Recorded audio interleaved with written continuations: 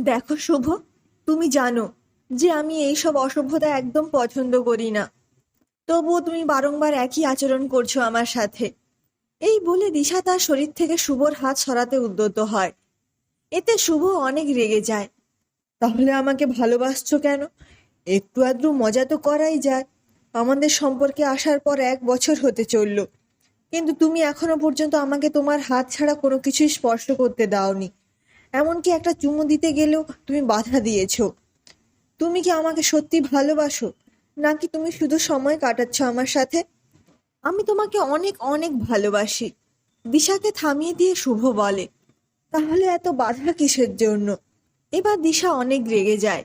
আমি তোমাকে ভালোবাসি মানে এই নয় যে তুমি আমার সাথে যা ইচ্ছে তাই করবে। এর মানে এই নয় যে ইচ্ছে হলেই তুমি তোমার চাহিদা মেটাবে।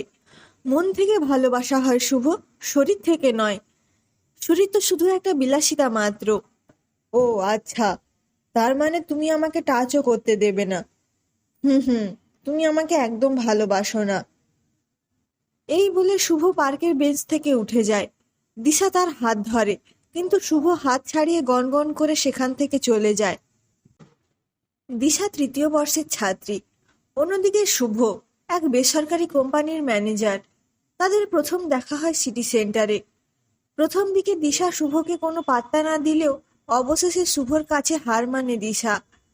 প্রথম প্রেমের দিন দেখা করেছিল এই পার্কেই, আর তাই এই পার্কটি দিশার পছন্দের।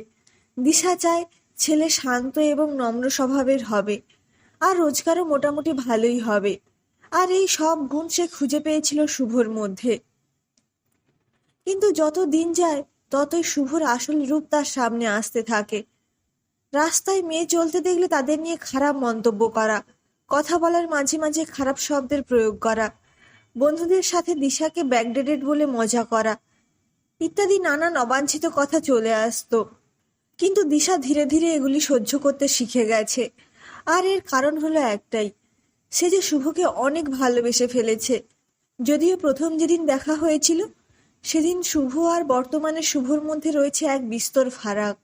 হঠাৎ কার ডাকে যেন দিশার দিবাস্বপ্ন ভেঙে গেল। সে তার চোখের ভারী চশমার লেন্সটা খুলে চোখের জল মুছে মাথা উঠিয়ে দেখল শুভ দাঁড়িয়ে আছে, আর সঙ্গে এক ঝ্যাকাশ মার্কা পশ্চিমী স্টাইলের ছোট ড্রেস পরা মেয়ে। দিশা কিছু বলার আগে শুভ বলল, একে দেখো, একে দেখে কিছু শেখার চেষ্টা করো। আধুনিক কাকে বলে জানো? একেই বলে আধুনিক।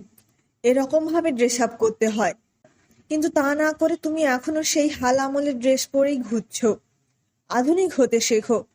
তোমার চুল থেকে 2 টাকা ডাব শ্যাম্পুর গন্ধ ভেসে আসে, আর এর চুল থেকে সবসময় 500 টাকা দামের শ্যাম্পুর গন্ধ বাতাসে ছড়িয়ে পড়ে। তোমার চোখ তো আবার ডবল ব্যাটারি যুক্ত। তোমার ভাগ্য খুবই ভালো যে একটা বছর আমার মতো ছেলের সাথে কাটিয়েছো। বাড়ি গিয়ে আগে আয়নায় নিজের মুখটা দেখো। উহ, এসেছে প্রেম করতে। আর রইলো তোমাকে স্পর্শ না করার কথা। এই যে, এদিকে দেখো।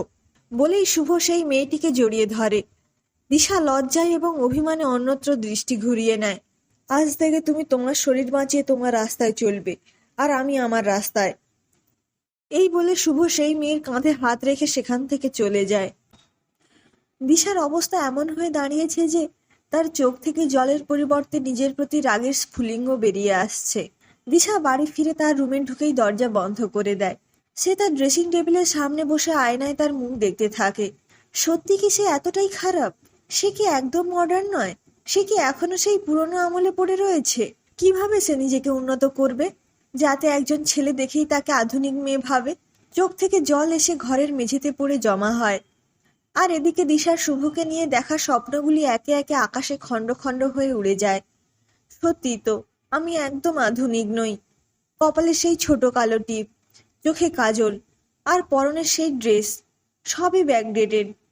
কিন্তু ওই মেয়েটা, কপালে টিপ নেই, ইয়া লম্বা কানের দুল, নাকে ঝুলছে একটা আংটির মতো নাকছাবি, ছেঁড়া ফাটা ড্রেস। ও আধুনিক হয় কিভাবে? এরপর কেটে যায় একটা মাস। কলেজে যাওয়ার সময় এখনো তাদের দেখা করার জায়গাতে এসে নিজের অজান্তেই পা থেমে যায় দিশার।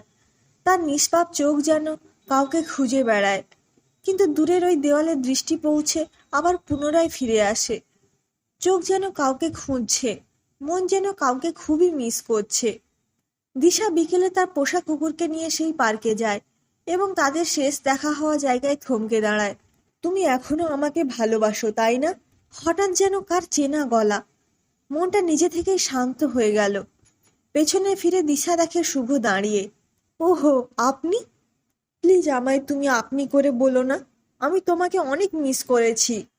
ও মা, তাই? তা আপনার না আধুনিকা মেয়ে পছন্দ? কোথায় আপনার সেই আধুনিক মহিয়সী? ভালো আছো তো? হ্যাঁ, একদম ভালো আছি। আপনার কথা মোতাবেক শরীর বাঁচিয়ে চলছি আজকাল। আমি আজকেই জেল থেকে ছাড়া পেয়েছি। জেল থেকে কেন? কি চুরি করেছিলেন? সম্মান, সম্মান চুরি করেছি আমি।